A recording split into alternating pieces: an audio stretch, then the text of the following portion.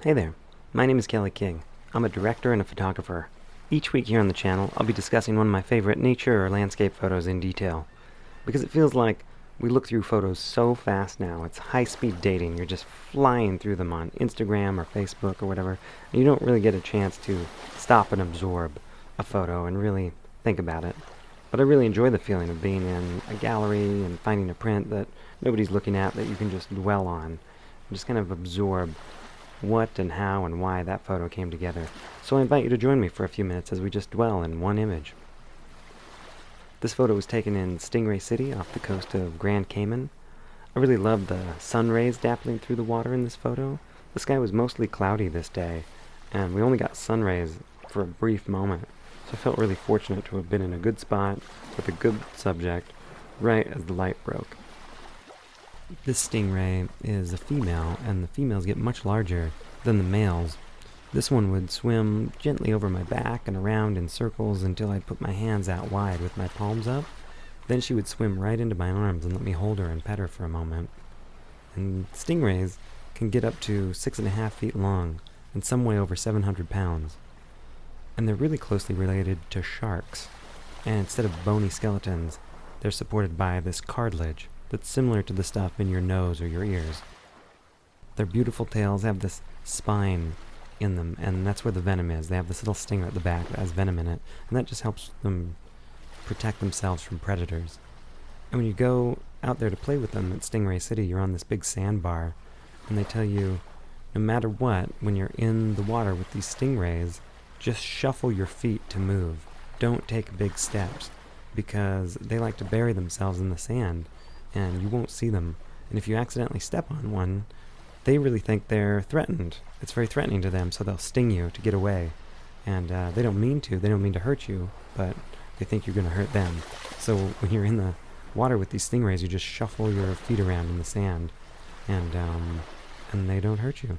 And they're really, really nice and pleasant. And Stingray City has just dozens and dozens of stingrays in it. I think sometimes even hundreds come to play there. But people come out in their boats and they just chill there, and they'll feed the stingrays, they'll bring them food. Mostly they're just there to meet the people, and they call it the welcoming committee. When you get out there, there's these stingrays that I guess are pretty common, that they just come right up to you, and they just want to see who you are and kind of see if you brought them some food, or if you just want to play, or if you're nice. And they're really pleasant creatures, and the little males and the big females, they kind of swim around in these almost like figure eight patterns, it seems like they're just kind of taking in the scenery and checking things out. And they like to eat clams and shrimp and mussels mostly, and their mouths are on the underside of their body, and so they can crush prey with their powerful jaws, but their eyes are on the top of their body, so when they bury themselves in the sand, they can still see. Their eyes open just a little bit, and they can still see when predators are around and stuff. But they don't use their eyes to find their prey. They have kind of electric sensors that can sense, their prey with a different method than using their eyes, which I think is super cool. Stingrays in the wild can live between 15 and 25 years, and they're just super magical. They're like ocean cats. They just kind of come up to you and hang out with you, and I was there with my brother, and my brother was feeding them out of his hands. He had these like muscles that you'd stick in your fist. You'd just like push the muscles down into your fist, and the stingray would swim over you, and it's like a vacuum. They just suck the food right out of your hands, and it feels really cool. To touch them, they feel like wet velvet. They don't feel like fish. They're not scaly, and they feel like they're kind of velvety or almost like a really fine neoprene or something. They have a really unique texture to their skin. And this shot was obviously taken with an underwater camera. I had a Sony RX100 Mark IV, and I'm using an underwater housing that has a dome port. And the dome port is this thing that I'm sure you've seen in other photos. It looks like part of a fishbowl. It looks like maybe half of a fishbowl. It's really round on the end, and that's the dome port. And this underwater rig is kind of unique because you flood this dome port, and so your camera's in one underwater housing, and then you have another one that you twist off, and it floods the dome port with water, and so when you twist it back on, it kind of maintains temperature, and so your back glass doesn't fog up, and it also gives you a little bit more field of view. The water kind of makes a parabolic effect, so you get a little bit more field of view. When I was kind of color correcting and doing the post on this photo, I'd obviously shot it in color, but I was adjusting something, and by accident the slider slipped all the way down and gave it kind of not quite black and white effect, but I lost a lot of the saturation in it, and I realized how much more that let you not only kind of pierce through the water, but also just focus on the shape of the animal, because the water there is really bright green, and it's very intriguing and beautiful, but it's also distracting if you're trying to see something that's less colorful. And the stingrays, their whole thing is to hide and, stay kind of incognito so they can avoid predators and also find their prey. And so they kind of blend into their surroundings in a really unique way. But when you have a more mono view of their color palette, then you get to see their shape. And the way they move through the water, you can see this one, it's almost like wings, but wings that ripple through a magic carpet. And they really look like magic carpet when they're flying through the water. The way their flow is, it's like magic carpet wings or something. It's really unique the way they move and glide. And by dropping out a lot of the other distracting colors, I feel like that gives you a chance to see the shape and also to kind of get a feel for their texture. And if you look really close, you can see the creature's eye. I'm pretty sure it's got its eye on me because it's just swimming around me in circles right here. And I just got so lucky with the moment where that sun got dappled through with some light rays. And then, I don't know, they're really smart creatures. It probably knew I wanted to take a picture of it. And so it got, over there into a good spot for me to shoot it.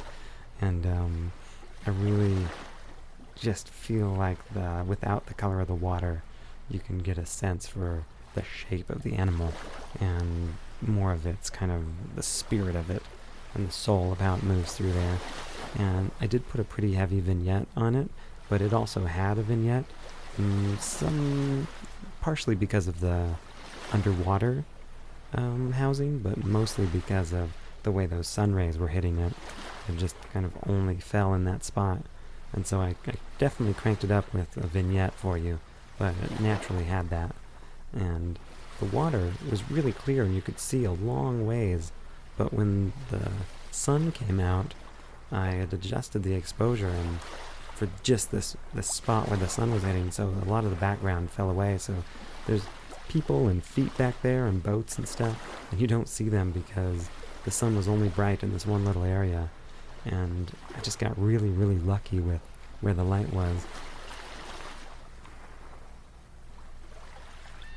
And I think if you're a photographer out there, and if there's any advice I could give to you ever, it's just be ready for that photo. Take extra batteries, take whatever you need to.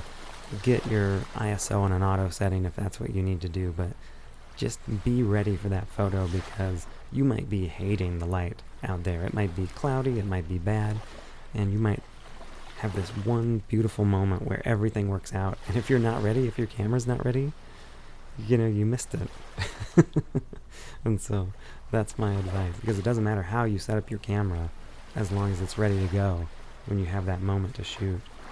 And so for some of the nerdy details, this was shot on a Sony RX100 camera, a Mark IV like I'd mentioned before. It's just a little point and shoot, but it's got full manual settings and a lot of really nice color profiles, and the lens on it is also really nice.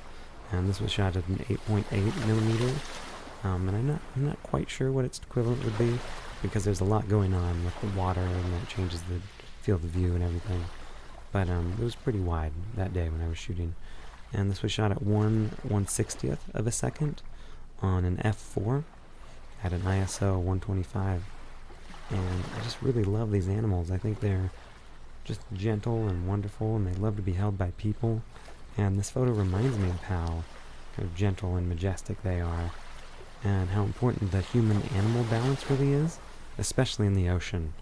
And it's easy to forget that when we're on land or when we're landlocked and we're so far away from the ocean.